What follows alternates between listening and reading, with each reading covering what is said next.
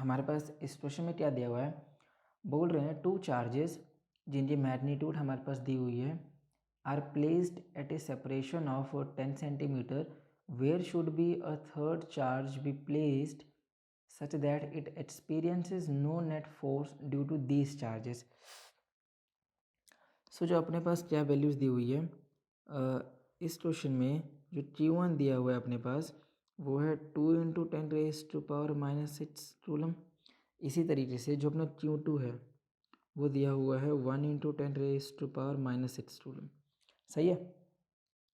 और हमें उन दोनों के बीच का सेपरेशन डिस्टेंस दिया हुआ है, मान लेते हैं R है, कितना है 10 सेंटीमीटर। ये कितना हो जा रहा, ये हो जा रहा मेरे पास 0.1 मीटर। सही है।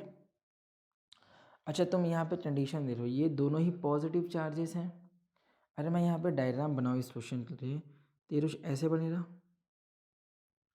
सबसे पहले तो हम यही दोनों चार्जेस लिए बना लेते हैं।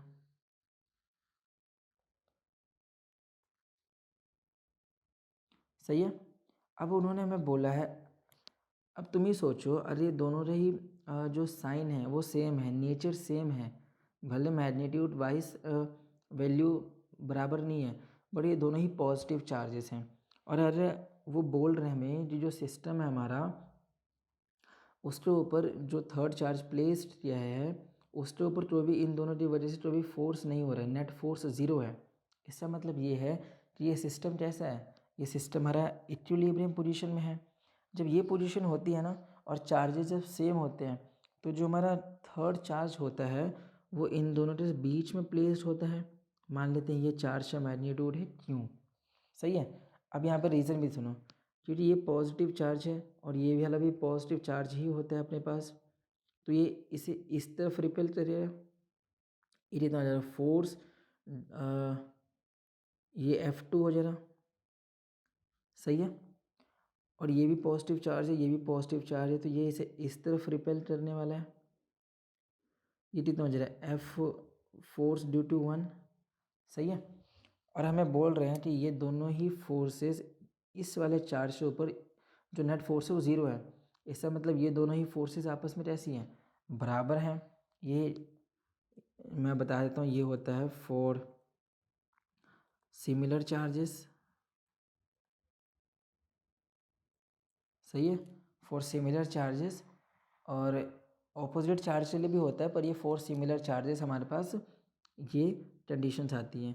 और एफ नेट अगर ज़ीरो है तो ये कौन सी पोजीशन है, इक्विलिब्रियम पोजीशन है। सो तुम कह सकते हो F1 की जो वैल्यू है वो F2 की वैल्यू के बराबर है। सही है यहाँ पे। सो तुम यहाँ पे क्या कह सकते हो, यहाँ पे तुम कह सकते हो, अच्छा हमें बोल रहे हैं कि हमें इन दोनों से बीच से सेपरेशन डिस्टेंस बताना है। तो मान लेते हैं कि इस तरफ जो डिस्टेंस है, ऐसे मान लेते हैं इसे, यहाँ से लेकर यहाँ तक का जो डिस्टेंस है ये h है। फिर यहाँ से यहाँ कितना हो जा रहा, और ये टोटल अपने पास r दिया गया है। सो ये कितना हो जा रहा है, ये हो जा रहा है r-h। सही है। सो तुम यहाँ से कह सकते हो F due to first charge ये होता है अपने पास Q1, किस पे यूज़ हो रहा है, इस पे। सो Q डिवाइडेड बाय, और इन दोनों के बीच का डिस्टेंस कितना है h। सही है। और ये कितना हो जा रहा है Q2, और इस पे यूज़ हो रहा है तो Q डिवाइडेड बाय, और इन दोनों के बीच का डिस्टेंस कितना है r-h। सही है यहाँ तक। अब तुम यहाँ से जानते हो ये वैल्यूज तो आपस में कैंसिल हो रही, ये भी यहाँ से कैंसिल हो गया। हमें ये h की वैल्यू फाइंड आउट करनी है यहाँ से। सही है। सो ये हो जा रहा है अपने पास Q1/Q2 is given by h। अच्छा ये होल स्क्वायर आता है अपने पास r-h होल स्क्वायर। Q1 की वैल्यू कितनी है 2 × 10⁻⁻6।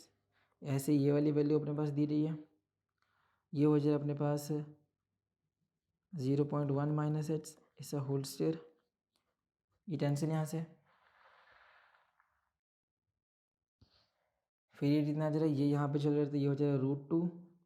ये है अपने पास h, ये है 0.1 - h। √2 की वैल्यू कितनी दी है 1.41। सो 1.41 0.1 - h ये किससे बराबर है, इतनी वैल्यू के बराबर है यहाँ से।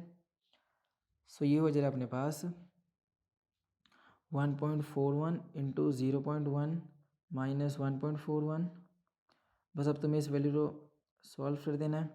ये हो जाएगा 1.41 इंटू 0.1 और ये हो जाएगा अपने पास 2.41। सही है। इसे मैं इस तरफ ले जाऊँ तो ऐड हो जाएगा।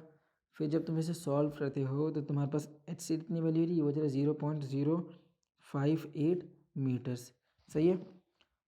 और अच्छा ये अपने पास इसमें आ जाए, मीटर में आ जाए, और तुम चाहो तो इसे सेंटीमीटर में क्या बोल सकते हो, ये हो जाएगा तुम्हारे पास 5.8 सेंटीमीटर। सही है। सो तुम्हारे पास ये 5.8 सेंटीमीटर आ जाए, पर मेन केस ये है ये कहाँ से डिस्टेंस है।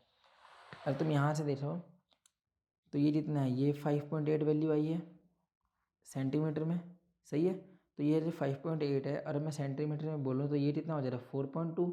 इसका मतलब ये हो जाए, हम इसके लिए आंसर लिखना चाहते हैं तो ये कितना हो जाएगा, ये हो जाएगा 5.8 centimetre from the larger charge. क्यों जितना लार्जर चार्ज है ना, और कह सकते हो 5.1 distance from the left charge.